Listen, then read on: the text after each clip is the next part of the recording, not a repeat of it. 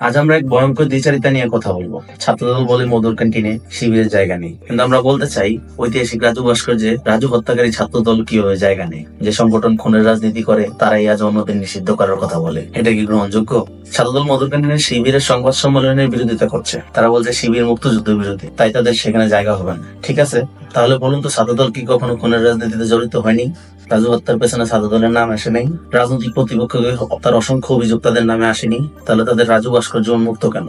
তোমাদের ছাত্র রাজনীতি জাতি বুঝে গেছে, ক্ষমতায় গেলে কি করবে তাও বুঝে গেছে। মনে করছিলাম ছাত্রলীগ বিতরিত হয়েছে, ছাত্র রাজনীতির গুণগত পরিবর্তন আসতে পারে, কিন্তু যে হিংসা, বিদ্বেষ আর ট্যাগিং এর রাজনীতি শুরু করছো, তাতে ছাত্রলীগের খাসলত ধরে রাখার প্রমাণ তোমাদের মধ্যে পাওয়া যায়। রাজু ছিলেন একজন সাধারণ শিক্ষার্থী, তাকে নির্মমভাবে হত্যা করা হয়েছিল। তখন ছাত্রদলের ভূমিকা কি ছিল? আর যারা রাজনৈতিক খুনের সাথে জড়িত, তারা যদি শিক্ষার্থীদের মুক্ত চিন্তার জায়গা দখল করতে চায়, তবে তাদের নিষিদ্ধ করা উচিত। বাইরে তোরা কবে কি বুঝবি চেতনার ব্যবসার দিন শেষ?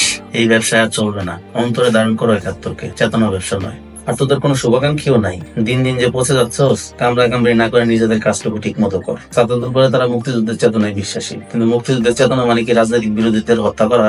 যদি সত্যিকার অর্থে মুক্তিযুদ্ধের চেতনায় বিশ্বাস করতো, তাহলে তারা খুনের রাজনীতি করতো না। ইতিহাসের পাতা ছাত্রদলের নাম রক্তের দাগে লেখা আছে।